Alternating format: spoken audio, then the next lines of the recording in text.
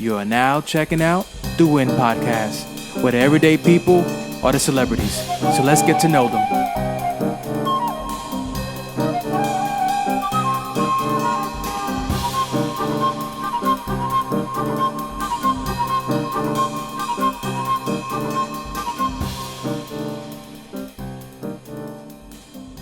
This is your boy Wade Tarvin tuning in to the Win Podcast. We met like super random, and it was like weird, and it was me taking the 6 train, get off at Grand Central, and every day I would see you dressed in all black, like what you're wearing right now, and you would just wave high, and I'm seeing like you waving high to everybody, and I didn't wave high at first, because I'm being honest, I thought you was crazy, because I'm like, this guy's wearing all black, I don't know what he's doing, and you had a suitcase. So it was 2 warnings. You was wearing all black, and he had a random suitcase. In the OJ glove. And you was wearing the OJ glove. Yeah. So I didn't say hi, and I wanted to say hi, but every day I would see you. And then one day I said, you know what? Let me say hi, because if this guy ever kills someone, it ain't gonna be me, because I said hi to him. So after I started saying hi to you, you just wave back hi and stuff like that. And then one day I said, you know what? Let me just talk to this guy. Let me see what he is about. And I said, like, yo, what do you do here? And then you just basically said, you know, that the world is like, I'm paraphrasing, but you basically said, like, the world is full of negativity, and I just want to play my part to make it better and just wave high. So that being said, man, so I just gave everybody an introduction what's our connection. Yes. You know, who are you? Me. Well, you. Well, I describe myself as just not just somebody, just an ordinary person, just trying to spread peace, power, and love to everybody. Because it's like, and the thing that gave me this whole idea of greeting people is like every time you read in the newspaper, magazines, suicide, you know, at a high scale, and you know, and it kind of touches your spirit. You know what I'm saying? And it's like, and not saying, and it's like, you know, not saying I have the solution to every problem, right. But it's like, I just feel like that if I can just, you know, spark a flame, you know, of a little joy and peace to people, and they pass it on to other people, not burn nobody up, but, you know, but, you know, because I believe that God gives everybody a gift to make life a little more peaceful to people, just like yourself, you know, like you, a man with your comedy ability, your musical ability, your acting ability, you bring joy to millions of people, you know, so we all have different gifts, you know, which is my gift is just, you know, just being a loving person and spreading peace and love to people, because I pretty much understand the suffering, because that's all I read about, suffering. When you always read about, like, and you always listen about a lot of suffering, it gets to you, you know, and I think it gets to anybody, right, you know, right. And once it gets to you, and automatically it's like, I have to do something about this. What can my little self do? With my little talent, whatever, what can I do to make life better or easier for other people? How can I bring peace to others? How can I bring joy to others? How can I bring happiness to others that feel like, you know, they have no joy, they have no joy or peace in their life? How can I use my little gift that God has given me to give them that? Right. You know, yes. I love it. One, that's so inspiring, so beautiful. Because it's kind of like one of those things where, you know, you taking the matters into your own hands, you know, and it's like this it's like one of those things that I read before, and it's probably a known thing, like be the person that you want to, the way you want others to treat you, you be that person, you know. Yes. So it's kind of like you want to see more of this, and you doing that. So it's like, even though it may be small, but it's a lot to other people. So going into that, I want to know basically, like, yo, like, I seen you, I would get to the train station like 7 a.m. What sparked you to say, right, there's one thing of like, I want to give a little bit of joy to somebody, but to actually wake up probably like 5 a.m, right? Because you used to tell me you go before work. Yes, an early bird. Right? And you know, before your work, you're on time for your job, and you're on time for this. What sparked and what made you say, you know what, I had enough, and I'm going to wake up every day, with, you know, probably 3 or 4 times a week at 5 a.m. and get there at 6 a.m. and say hi? Like, what was that moment for you that sparked that like put you over the edge to be like, that's it. Tomorrow I'm gonna do this. Yes, and I'm glad you brought that up because it's like it all started like when I'm just an early bird. I usually before I go to work or something, I usually spend a few hours of myself to meditate. Getting ready for the work that's at hand, and and as I was waiting, I would when you just see people and and different people pass, you see people crying, you see a person mad, and I'm a type of person I can kind of feel. Some people have that gift of feeling of energy of hurt and pain. So, and I was like, and I would think to myself, no, this is crazy. You shouldn't do this. But something was like, go right ahead. Nothing to lose. That angel on the shoulder. Yeah. Go ahead. So one day I was just thinking, okay, I started with a wave. This person like, hello. And, sometimes some people, if they don't know you, they're like, oh, wow, that's weird. But like me. Yeah. I was like, he's going to kill me. Yeah, because a lot of people are not used to that. Cause it's so, and that's another point because there's so much negativity in the world. People are not like down south, people always, tell me about, there's a lot of hospitality, and that's how it is down south. And up here, and people say, people don't see like a lot of that. So when a person bring that hospitality down south to here, people's gonna think it's kind of weird because they're not used to that. So I can kind of understand that. So you spoke of the hospitality and being growing up down south. So take me down to that journey where you like how you grew up, like where did you grow up, and just, I guess, being a nice person. Like, that was just the norm of growing up where you grow up. So just take me down that journey of, like, how was your upbringing? Oh, yes, and it all started, like, in church because, like, you go to church and you see people and you greet people, like, before church and after church and things like that. Then we have, like, picnics and things like that. So it's like, I guess church had a lot to do with it. Where did you grow up? Where did I grow up? Yeah. Louisiana, down south of Louisiana, yes. You go ahead. A little city, Monroe. Yeah, and it's like, in this church, and that's where I seen, from a little child, I seen like a lot of love being passed, like old people give like kiss on the forehead and stuff, and I seen it, and I consumed all that.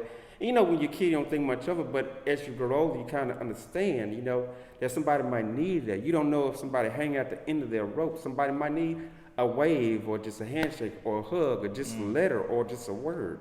Now, did you have that growing up? Like, what you giving out to everyone else into that world was in your upbringing. Did you have that? As in, with the inner family. You was getting it from church, but did you get it from your father, your mother? Did you have a father, like your father was always around? Like, did you have those essential needs that you was looking for and getting from the church? Yes, well, actually, that's a good point because everything started in the home because it's like, we always woke up in the morning before we went to school or to work, like, I love you, sister, I love you, mother, I love you, this and that. And it's like, I guess my mother, being raised by a single mom, she sowed that in us.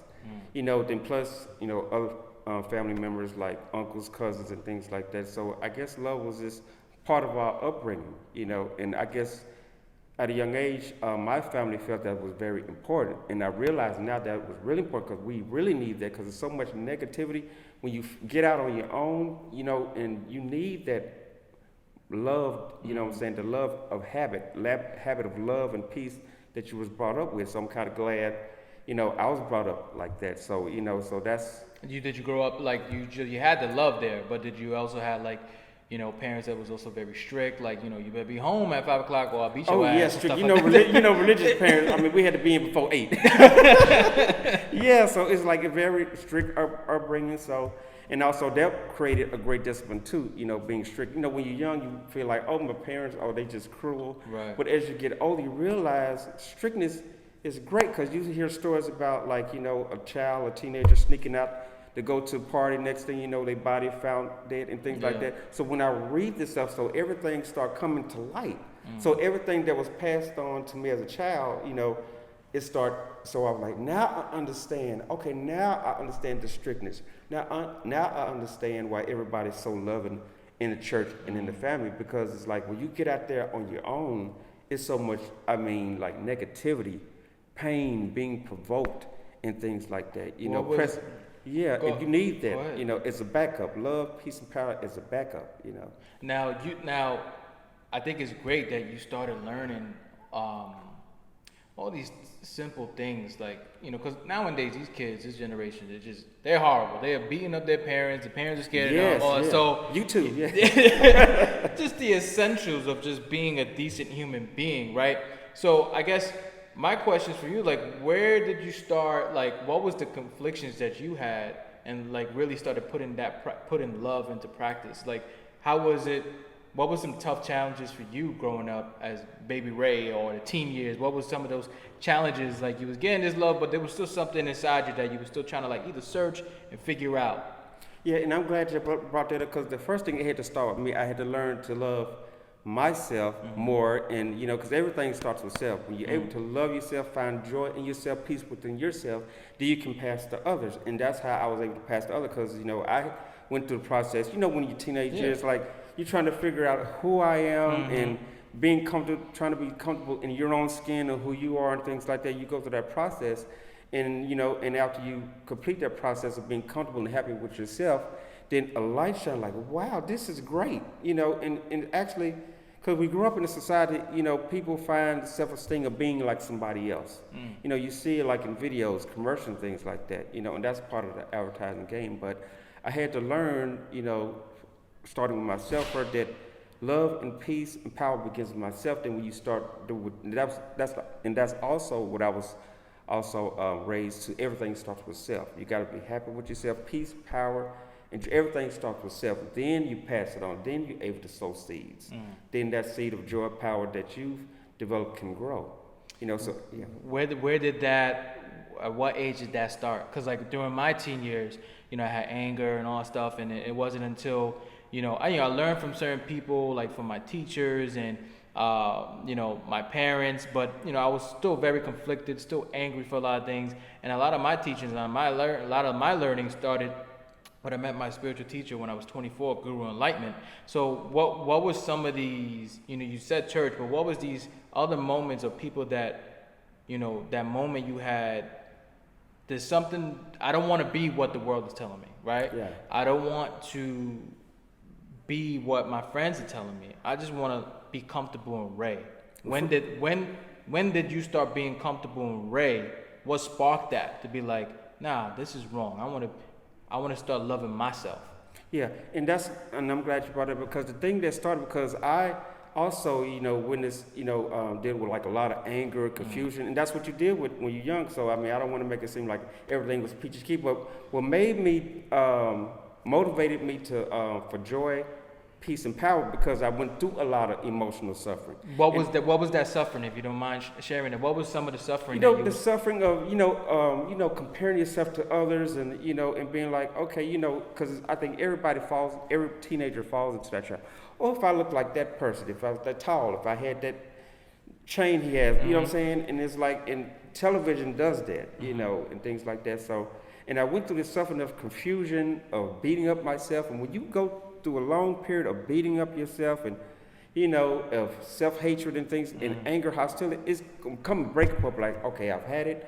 Okay, for once in my life, I want to live a life of joy, like that guy on TV or the guy in the magazine. So I grew up, began reading and having role models, and like Michael Jackson, Bruce Lee, Chuck Norris, Martin Luther King, Malcolm X, a lot of great. So those people, I studied those people, and I was like, wow, those people achieved great peace, harmony, knowledge, and things like that. So I was like, wow, and I just picked up sources from, great people, of history. So. Gotcha. Was it ever, so you had this moment where you're like comparing yourself a lot to other people, and then you found these lessons through other people. What was it like to finally, I guess, break free, like, and really accept yourself, to be like, I'm not like everybody, and that's okay? Like, how did that feel for you to be in that place of like, I'm still learning though, because I'm not perfect, right? Like yes. You know what I'm saying? So how was that feeling for you? Do you remember a specific moment?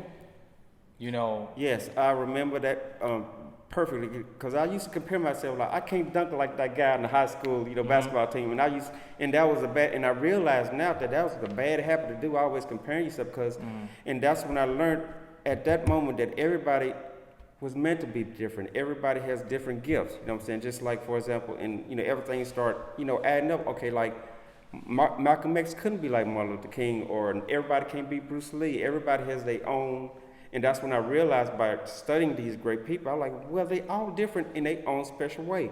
Pow, different in their own special way, and that's when I grabbed that. Okay, so, and that's when I triggered to be like, okay, I could really be me, because actually, I mean, it's hell when you always try to compare yourself to other people. That is hell, and I had to learn that.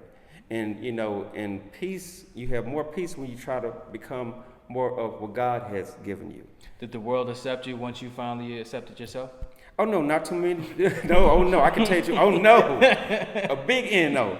And that's the biggest challenge. You know what I'm saying? When people don't accept you, that actually gives you more of a, it can either motivate you or you can let it break it down. So I allowed that big no to motivate me, and that's what I began to find my inner strength. Speak on one of those examples, like someone not being, not accepting you for something. And what was that point where you was like, yeah, you let it affect you, like, oh, that sucks, but you know what, I'm gonna go over that. Do you remember exactly, like, because I know for me, like, I used to love playing basketball and baseball, right? And I compared myself to a lot of people, and I was pretty good, but I was very insecure when it came to tryouts and stuff like that, and I would bomb. And then the person that was the worst would end up getting picked, and I'm like, and the people, my friends, like, yo, how did you even get on the team? I was like, no, I just didn't have a good tryout, but I was very insecure. So, it took me a while to get over that hump and just, accept that, how to be confident in either, whether in auditions or whether just like playing any type of sport, and even the career that I'm in and my passions and being confident in my own body, So what was some of those things that for you that people didn't accept you? Oh yeah, I can tell you. I think the number one. I think everybody has PE. Because I wasn't really good at basketball. Because every time we would do like PE, it was like sports, and I never really was into like basketball, baseball. And I'm like, when we gonna do something? It's like, and I'm saying the other guys were like good at shooting hoops, and I can tell, okay, they probably done this like outside of school. Gotcha. So what was you into, like growing up? What was some of the things that you loved doing? Yeah, and when I discovered, I was like, then that's when I realized, okay, I'm gonna find out, okay, what can I do? So it's like, when I start getting involved watching Bruce Lee movies, I was like, I would like to try something like that. So I got involved in martial arts, and I found out to be good in that. Then I began to, study Eddie Murphy, grow a knowledge of Eddie Murphy, and I was like, wow, that's nice, making people laugh and things like that. So I think I can do that. So. So sometimes, like in the classroom, I probably, think of something that Eddie Murphy said and everybody laughed. I'm like, wow, that's what I'm able to do. So when I got that response of laughter, okay, wow, not too many people in my class making people laugh like I did. So, okay, wow. So I began to, Yeah, so that was a growing process of developing me and being me myself instead of comparing myself to others. So what did you learn from comedy? Let's first, what was some of the lessons that you learned in martial arts, because that's one of the things you was passionate about, and then what was some of the lessons you learned in comedy? Yeah, well, in martial arts, I learned like discipline, and I learned to always show no fear, no insecurity. Always represent. In martial arts, gives you that inner strength, like you can go any place and be comfortable. Instead of being secure everywhere you go, you have that security and great discipline. Then comedy, it brought a sense of bringing laughter and joy to myself and others, Yeah. So you spoke about like fears and basically not having fear in martial arts, but of course you do have fears, right? And that's why I took it. Yeah. So what was some of the fears, and what was the step that you did to overcome them? Yeah, because I would see bullying going around in school, and I used to think, I don't want that to come my way. And that also motivated me to increase in martial arts. So I would practice in my room every day and things like that. I never had to use it, thank God. But gotcha. Yeah, so that always prepared me in case I had to defend myself or a friend of mine and things like that. Because that's what martial art is. You're able to help not just yourself but others. Or be like a hero. But. Gotcha. So what was that? So you spoke about fears and overcoming them, but did you get bullied? Well, bullying. Yes, I think bullying in the sense to where, like, when I was in P, like the words was out. Hey, you can't play. You're a loser. You know what I'm saying? Gotcha. And I'm like, I know I can't play. Yeah. That's when the comedy came in. Yeah, and that's another thing. You literally use that comedy to, back, just to hit it, strike it back. If somebody throws something negative, you can use that comedy, what I'm saying, the people laugh around you, and then you be waiting for somebody to say something negative because you can turn it into like laughter and things like that. So you basically learned from these two different things. Was there something else as well that, you got the martial arts, you went after it, you got the comedy that you was learning from. Did you end up performing like comedy clubs, or you just say, you know what, just the gift of making other people laugh, that's good enough for me, whether it's like I meet someone at a bagel shop or whatever, that's good. Did you ever went further into into comedy, perform on stage, or want to do that? Yeah, and I did want to do that because down south you don't have like a lot of like comedy clubs and things. Because it was like where I'm from, like the city of Monroe, where I'm from, Louisiana. It's pretty like neat, and we don't have like comedy clubs and things like that. So it's like my dream was always to one day end up coming to like New York City, because I used to read and study New York City, all the comedy clubs and all the martial arts clubs and things like that, and it was just a parent dream. Like I just kept that dream. Like one of these days I'm gonna move to New York City. When did that happen? So at what age did you leave down south and made that move and just said, I'm going to New York City? And how was that for you? Yeah, and I moved down here like about in 2013, because so happened my job kind of closed down, so I got transferred here. Because a lot of people moving to Texas, so I chose New York because when I was working, I used to take my vacations here in New York and Miami. So that was the first chance I got when my job was transferred here in 2013. I was like, wow, this is my chance. So I was like, wow. So when I got my ticket, I was like, here it is. What was so intriguing about New York to you? Like, what was that so strong for you? Like, I'm getting out of down south and I'm coming to New York. Yeah, for opportunity, because it's like, the history of New York, like most of the great celebrities, like Madonna, you know what I'm saying? She came down here with a dream. Britney Spears came down here with a dream. Puff Daddy, What was your dream? My dream to just you take my gift and do something with it. Whether it's like, use it to progress my talent, like in a comedy club, and progress my martial arts skill in a martial arts school. Because New York is known for its top quality, like schools, whether it's comedy, martial arts, acting, So I was like, New York is the place to be, because it molds you into a great entertainer. Because like Eddie Murphy, he was molded into a great comedian in New York City, for starting at that comic strip club. So take us to that first day that you land in New York City. And you're just like, hey, everybody, and like, yo, get the fuck out of here. Like, how was your first day, coming to New York City? Even though you've been, coming back and forth for vacations and stuff like that, but there's a difference of like just visiting, but now you're like, oh, I'm going to deal with this every day. Yes, I mean, when I first came, I was at the Port Authority. And I came, I seen the tall building. I asked it straight up, like, I'm here. People gave me that look like, what? Yeah, and it's, and I didn't think nothing up, because, like, I felt that I was fulfilled, because I finally achieved my dream. I felt that was the next step to my dream, so I made that into reality. So I'm like, what's next now? So, Did you have any family or friends here, or no? Oh, no, it's just people I used to, when I used to visit here year after year, just people I would meet, like, in restaurants or at the hotel. Like, I used to stay at the Hotel Carter, so people I would meet. Just strangers and greeting people and things like that. So that's always been a part of my personality. Because everywhere you go, if you have a great energy and spirit, you're going to meet people everywhere you go. If you have a great energy and spirit, you're going to draw people to you. So do you have, can you say that you have, like, a good handful of friends that you can call? Or basically you just meeting everyone, saying hi to everyone? In reality, they're your friends. No matter, it's like you're giving them something, but at the same time, they're giving you something. So, do you have a group amount of friends here that you can, or maybe just 2 or 3 that you can call, or pretty much what you see when you're out there, in a way you accepting them as just quick 1-minute friendships or 2-second friendships, just saying hello? Yeah, but there are a few people that you can really call friends, but I have many people that, like associates or strangers, because communicate with anybody. Like you, I think of you somebody as a great friend, somebody I can really count on, like a brother, you know what I'm saying? Because I can really talk to you about anything. You're a friend of mine. So. Yeah, because I mean, you're the best person I've met, you know, since I came to New York City. You're just saying that because the camera's on.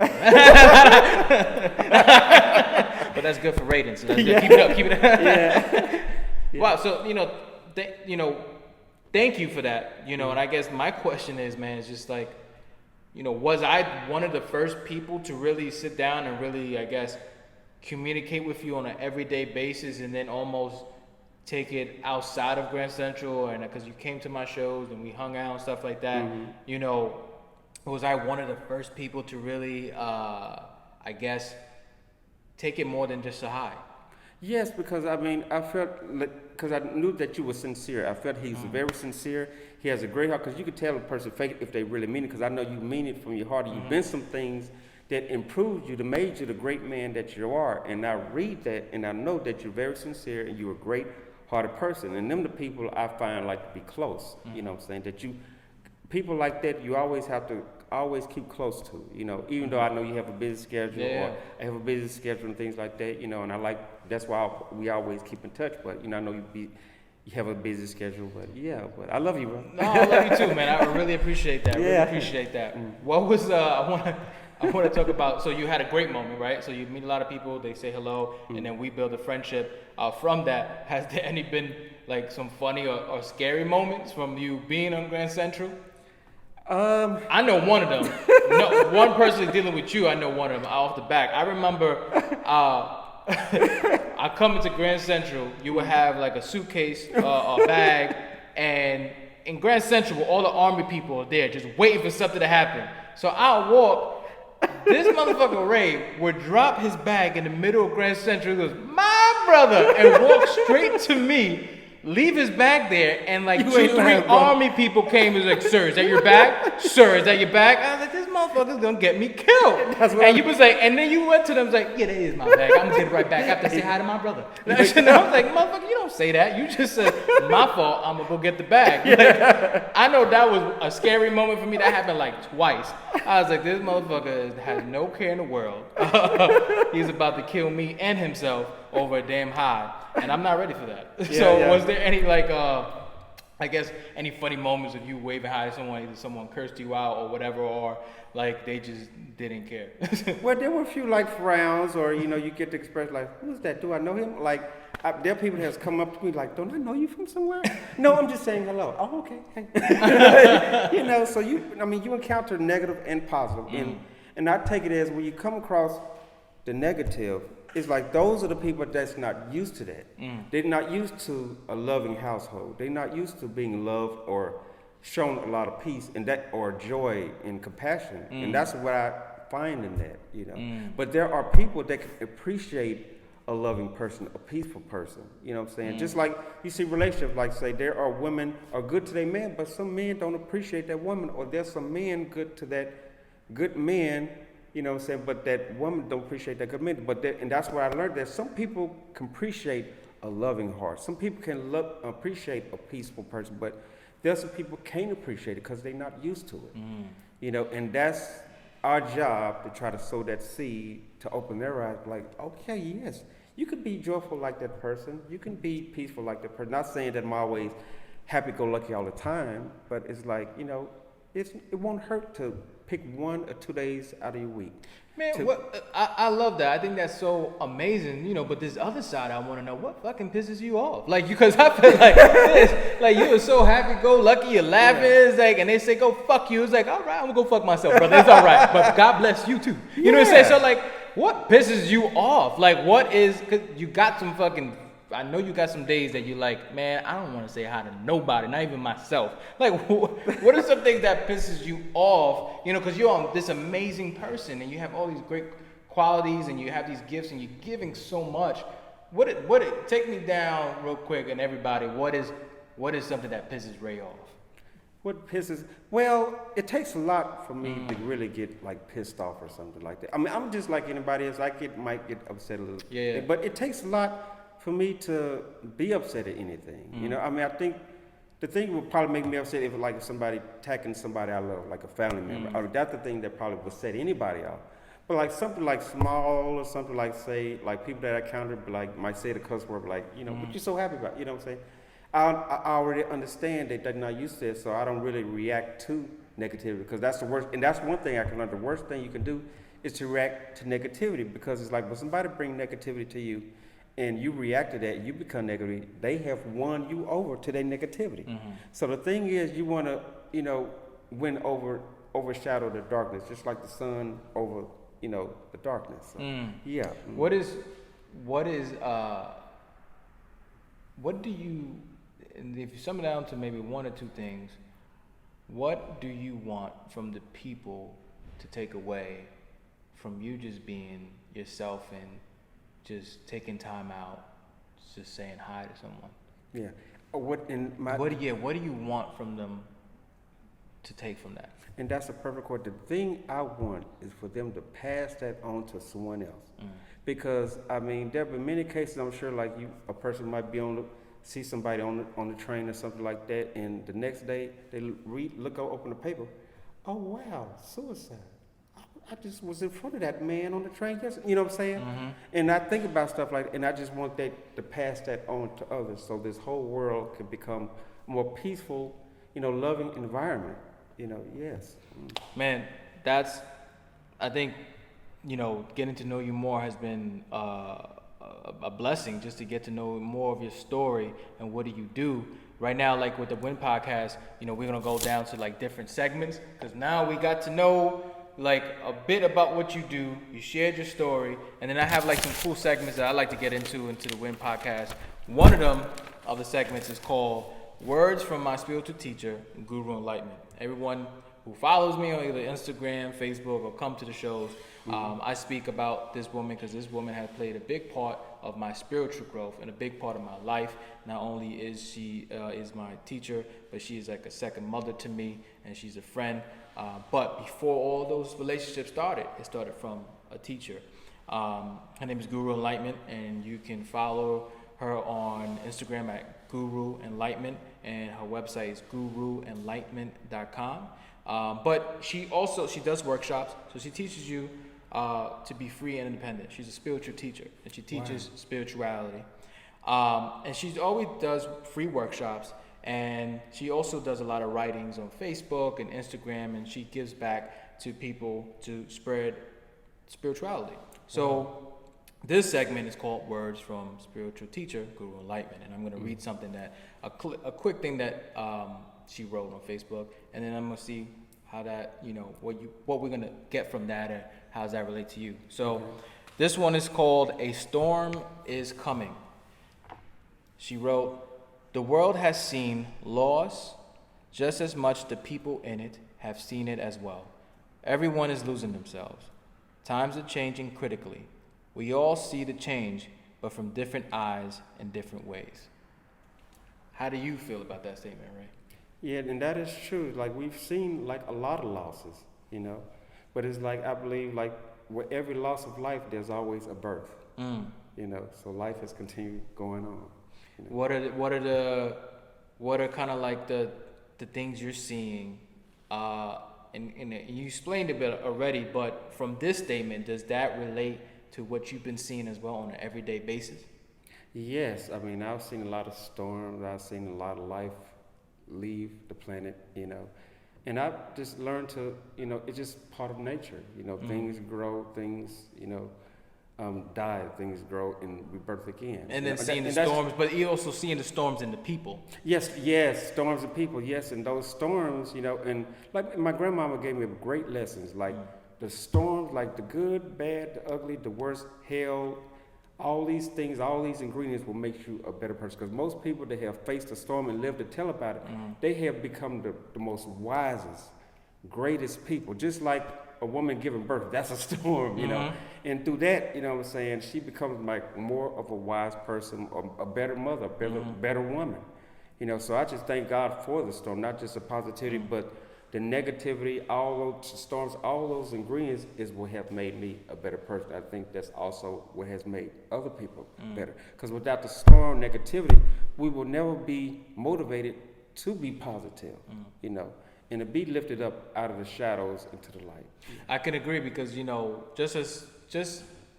just as we learn so much from the positive, we learn a lot from the negative, because the negative will always be there and we'll always be tested, and there'll be challenges and tribulations is what we come from that, what we do to overcome those things. And there's lessons in both, saying like, growing up in Brooklyn, you see a lot of junkies, you saw the violence, but then there's another beautiful side of the great people there. So It's like you living in this world of experience going through it, but there's lessons in every avenue, you know what I'm saying? Yes. I can learn from the person has battling from the addiction of drugs or following these gangs, stuff like that. I learn from my environment. I also learn from, if you focus, what you can do when you believe in yourself and really work on yourself. Yes. So what I like about this, when she says in that paragraph, the times are changing critically, but we all seek to change, but from different eyes in different ways. What I like that is like the different eyes in different ways, right? We both have different eyes. So for me, I think we're both similar of like, we can see the joy in someone if they're passing by. We can see their energy. We can see if they're negative. We can see that. But in someone else's eyes, they could be like, nah, the world is fine. What are you talking about? I got this 9-to-5 job. I'm making all this money. You go to somebody else who's like, yeah, I think it's bad, but it's going to get better. You go to somebody who's like, man, this world is horrible. Like, don't you see what's going on from, people killing each other, the rent is going high. And I think that's, what I like about that is that it's this what's happening in this world now. Everyone has a different reaction to it. Yes, that is so true. You know what I'm saying? Like, you have your own story about it. I have my own story about it. Somebody have their own story. Everybody, and I think it goes down to like, who's aware of it, who's awake to it, who's asleep to it. Yes, I totally agree. Yes. So that was this segment called Words from My Spiritual Teacher, Guru Enlightenment. If you want to know more about her or read about her writings that she does, like I said, it's going to be on Instagram as well. But her website is guruenlightenment.com. That's GURUENLIGHTMENT.com. I want to copy it. You want to copy it? I got you. And then you can go on Facebook as well, and she's on there as Guru Enlightenment. And if you on my Instagram, I promote her stuff, so it's easy just to see the clicks. So that's what she does. You can check her website, get to know more. I would highly recommend her. She has helped me in my life. So now, moving on to the next segment. I like this one. It's called If You Were to Die Tomorrow. Like, tragic. You know what I'm saying? Like, I'm killing you tomorrow, right? So, if you knew that you was going to die tomorrow at like 3 p.m., what is something you would like to try to accomplish in life? And that, I'm glad you brought that up, because I think of it also, like, say, if I were to die tomorrow, what do you want to accomplish? I want to, spread as much peace and love and joy to people as I possibly can. Sow as much seeds as I can before I leave this planet. See, that's a beautiful. To me, I'm like, I hear that, I see how fulfilling that is for you, right? Yes. Because you're giving that to somebody else. But is there something that, I don't know, it could be a big, huge dream that if you knew someone come down and said, you're going to die tomorrow at 3, you already know you're fulfilling yourself by fulfilling other people and giving that, right? So this is part of this selflessness that you don't have, that you're like, I'm not selfish, I'm going to give it to someone. But what is, if you knew tomorrow you could accomplish something at 3 o'clock, what would make Ray ultimately, like, not even sad that he's dying because he just completed that at 3? Because you're doing that already. You're already giving, you planted more seeds, you're being that person that you want to be. What is that thing, that other thing that you thought about, maybe want to accomplish it, but you're guaranteed you're going to do it by tomorrow, 3 o'clock before you die, though. So what is that? Madison Square Garden. Madison Square Garden. Yeah. Just talking to people, performing, what it is. It's just... Yes. Entertaining people, bringing joy to people with my gift and things like that, yeah. Just like you do with your comedy. Nice. That's awesome. Yeah. I like that. That's awesome. So get your tickets, because tomorrow he is dying at 3 o'clock, so we got to sell out that show at Madison Square Garden. There's other segments. One of the last segments is called Peekaboo, right? And this was inspired by... a good friend of mine, who's also my cousin, family. She's like a good artist, just a great all-around person. Her name is Larice, and she's playwright and actress, right? And I went to one of her plays, and I liked the question that she said in the beginning before the play started, and I'm going to say that question now. The first one is, what is something you hide from the world? Something that I hide from the world. That's a great question. We gonna go deep. You want some tissue? And I like that. I guess the thing that I hide from the world. Let's see. That's a good question. The thing that I would hide from the world. Well, I don't really hide much of myself because I think you know. You lying. Because I think everything should be exposed, the positive and the negative. Like everybody that I have these conversations with, I let them know like the negative, like my beginnings, which was so negative. Like I was saying in the beginning of this program, the insecurities, me trying to find myself. I tell them that negative part. So I always believe in giving the negative truth, like you know. So so the negative, the negative in the part, because if you give a person too much of that, like everything's right, that's like phony. Because people ain't stupid, you know what I mean? People, because people can tell, you know, because it's like, you know, life is negative and positive. So I'm free to let a person know, okay, it's a dark side and positive to life. No, Ray, I believe you, but there's a part of me that's like, nah, there's something that you hide from this world. Doesn't mean like the deepest secret. I'm not asking for that, but I can answer that. Maybe it will trigger something for you, but if you want to stay with that answer, that's fine, because that's who you are and that's what you want to do. For me, it's like, you know, and I spoke about this with my wife. You know, something that I hide from the world is my pain. You know, even though that I'm putting it like into my plays, a naked truth or still naked, but you know, it takes me a while before I have to sit down and really analyze my life and really focus that, right? So when, like, for instance, the biggest thing that I would get from my friends or people is like, I would never thought that you've been through all that. Because I don't talk about it, it's nobody's business, right? Besides close people. But in reality, I hide that from the world. Just like I show people my laughter, my good sides, but I also hide my pain and what I go through. Not only because it's nobody's business, but I don't feel comfortable just sharing just with anyone. So I do hide my pain, because tomorrow I could be laughing with you right now, but there could be an internal storm that's going inside me. I hide that. But then at the same time, I don't hide it for too long, because then I sit down and then I have to really learn from my life and really learn from different phases. And then I want to, once I learn from it, I write it down and then I show the people what happened. Because in that story, not only are you getting issues, but you're also getting solutions. So that's something that I hide. You will still stick. You still sticking there. You don't hide anything at all. You just like I agree with the pain. Yeah, because it's like, you know, when I go through pain, like my pain, that's what I do. Like when I go to a pain or some type of negative emotion, now what I do, I sit. Okay, I ask myself, why do I feel this way? And I begin to write things down how I'm feeling. Then when I find the solution, then I use those same things to bring to the world, and I'm sure somebody out there has gone through that same thing. So, you know, when I find a solution to that, that's what I talk to people about, you know. So you basically you took my answer. You hiding your pain too? Stealing my answer. You know, we all have pain, and you still learning to deal with pain. Cause like, make this straight, because every day is a triumph. Every day, you know, is like you said, is a trial, is a test. You're always gonna be faced with some type of pain, you know, every day, because every day is gonna be a test until the day you die.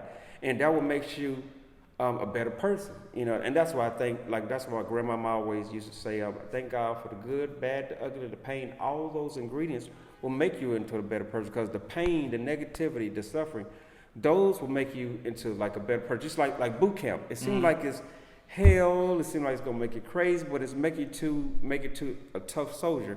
And that's what I look at it as, you know. So they take the pain and make you, like boot camp takes that pain, that wimpiness, and make you into that tough soldier. And that's what I do with, you know. Nice. Yeah. So right now we just spoke about what is something that we hide from the world. Now the second question is, what is something you show the world? You kind of touched on it, but maybe there's something else that you want to add to that you haven't said. That what is something that you show the world? Well, the thing I show to the world, that you can, no matter how life how life seems to be, whether it's negative or suffering, you can still find joy and peace in life, no matter what you're going through, you know. Or sometimes some people have different ways of dealing with, like, you just save it for another day. Like, say, if you going through some type of pain or frustration, you know, sometimes I use that type of thing to where I'll save that for another day. You know, I use that type of thing to help me out. Nice. Yeah. So that ends the 3 segments, and right now we pretty much we came to the end of the getting to know Ray Tarvin. And right now we're gonna do basically some shout outs. Do you have any shout outs you wanna give to anybody, or any website, social media that anybody can, like, if they wanna reach you or talk to you? Is there anything that they want to, they can see you or something like that? Like, so you wanna shout anybody out? Maybe your mama, grandmama, everybody, or everybody down south.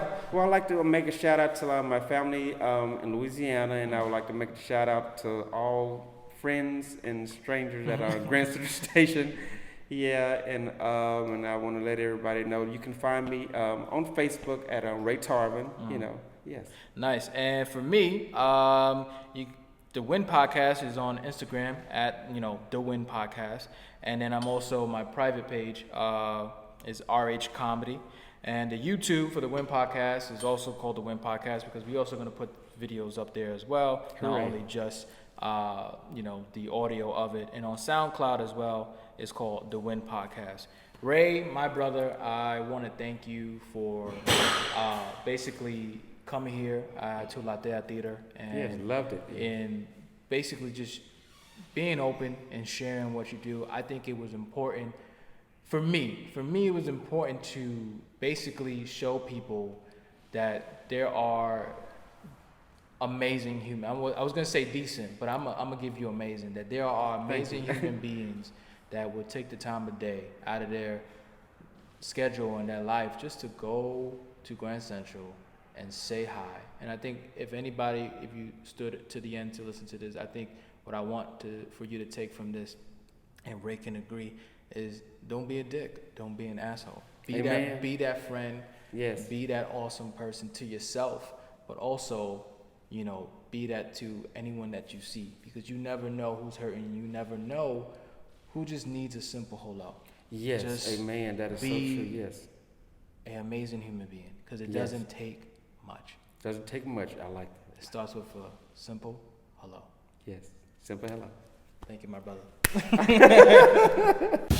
Once again, thank you everybody for checking out another episode of the Win Podcast. You can check us out on SoundCloud, YouTube, Instagram at the Win Podcast. And any information you want to check out, just look at the description box, and all the information is there. So thank you again, and I hope you enjoyed another episode. Peace.